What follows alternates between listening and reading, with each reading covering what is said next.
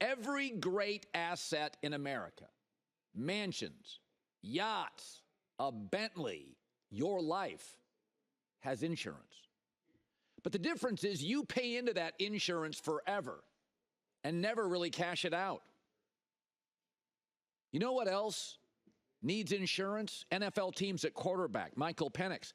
But the difference with this insurance policy, you'll pay into it for a year, and then it potentially will pay you for the next 15 and make you rich.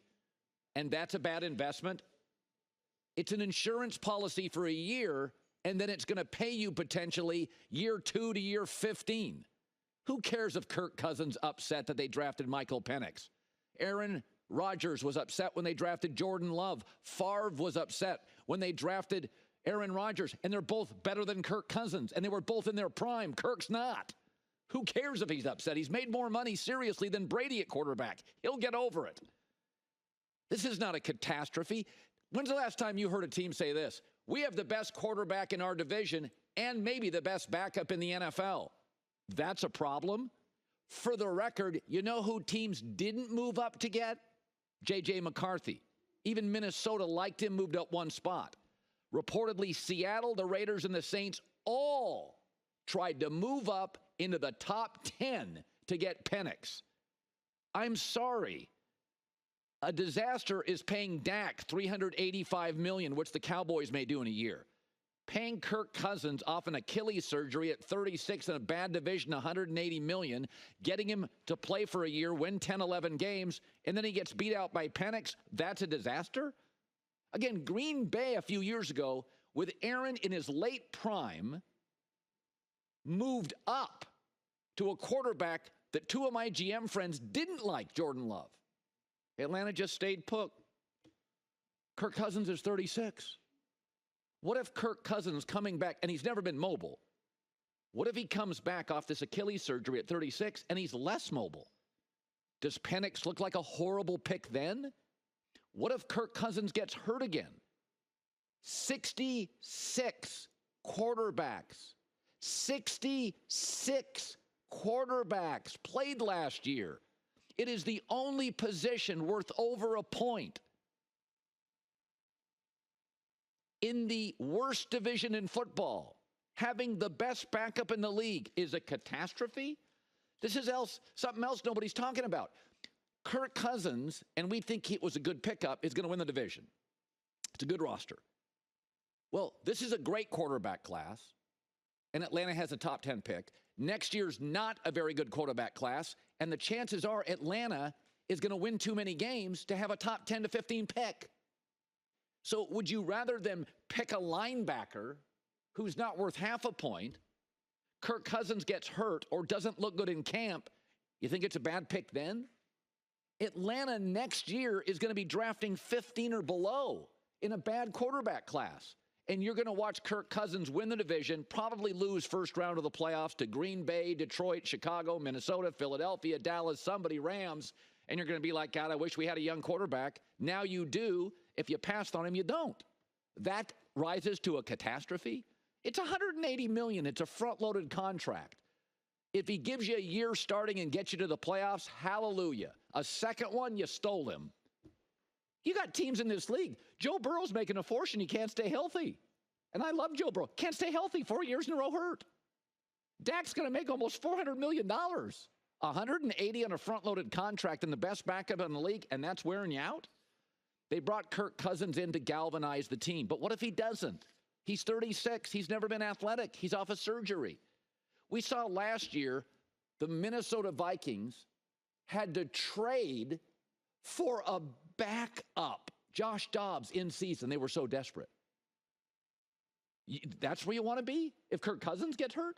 You're trading for a backup? Or you have Michael Penix. I'm okay in the NBA overdrafting shooters. I'm okay in the NFL for a year maybe overdrafting at quarterback. Kirk Cousins, you liked the pick. When they got Kirk Cousins, you liked it. I liked it. And you like Michael Penix. They're together. Kind of odd for a year, but this is a great quarterback draft class. Most quarterbacks ever drafted, right? First round. And next year's a bad quarterback draft class. And Atlanta's going to be too good. Raheem Morris, the coach, explained it after. What you don't want to be in the NFL is quarterback light. What I'm okay with you being in the NFL is for a year a little quarterback heavy. I'm okay with that. Patrick Mahomes was drafted with Alex Smith. Jordan Love drafted with Aaron Rodgers in his late prime. Aaron drafted Favre in his late prime. I'm okay. Green Bay's figured out the quarterback thing. Be very careful about having a definitive opinion on quarterbacks. Take it from somebody who's been burned on Sam Darnold.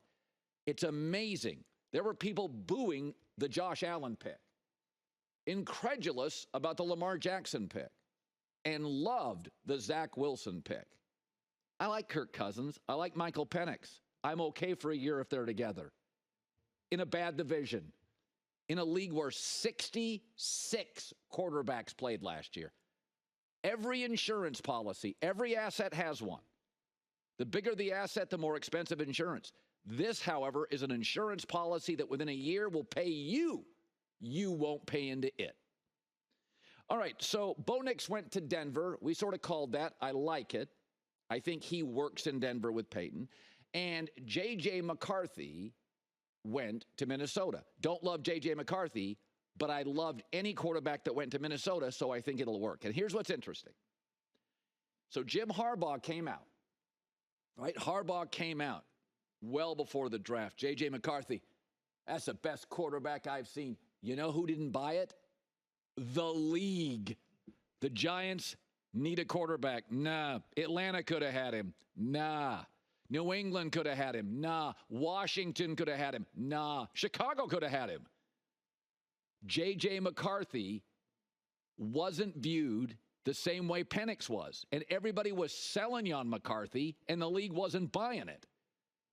But 4 teams, including Atlanta, wanted Penix. Penix throws a better deep ball. Penix had to carry lesser talent. So I got nothing against J.J. McCarthy. But his comp is Alex Smith. And Alex Smith was as good as where he landed. All right? So J.J. McCarthy is going to succeed because of where he landed, not because he's an uber talent. Even Minnesota, who liked him, did you notice? We all predicted they'd move up. They didn't. They didn't. They sat there and said, all right, New England, go get him. They didn't. Go ahead, Giants, go get him. They didn't. Atlanta, we hear you want a quarterback. They didn't. Finally, they moved up one slot, gave up middle to late picks to get their guy. I believe Minnesota really wanted Drake Maye, but New England said, all right, 3 firsts, couple seconds, and it was too rich. I know 2 different teams last night that tried to move up for Brock Bowers. The Rams, one of the teams.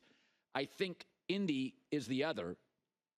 So people were trying to make moves last night. People were moving up for Brock Bowers. The Rams wanted to move into the top 10 for Brock Bowers. Nobody was willing to move into the top 10 for J.J. McCarthy. So I think he's going to succeed. I think it's going to work. And I think Bo Nix, who reminds me a little bit of Drew Brees at Purdue, coachable, a lot of starts, moves well. I think he's going to be fine. Fit is everything in this league. But be very careful about this pre-draft stuff. It's all manipulation. A lot of people wanted you to believe there was massive urgency with J.J. McCarthy, and there wasn't. Even the team that eventually got him moved up one spot. One spot. Look at all the teams that could have had him. And again, I think it's going to work. The furnished apartment of the draft for quarterbacks was Minnesota. Whoever they drafted, I said, will succeed. Whoever New England drafted, Drake Maye, probably doesn't. And I feel that with both this morning, though I like Maye as a prospect over J.J. McCarthy. Fit matters in life and sports and business, and I think McCarthy fits. Any of these young quarterbacks fit in Minnesota. Hi, everybody. It's me, Uncle Colin. Subscribe here to get the latest from the herd, including exclusive behind-the-scenes videos and more, wherever you may be, however you may be watching. Thanks again for making us part of your day.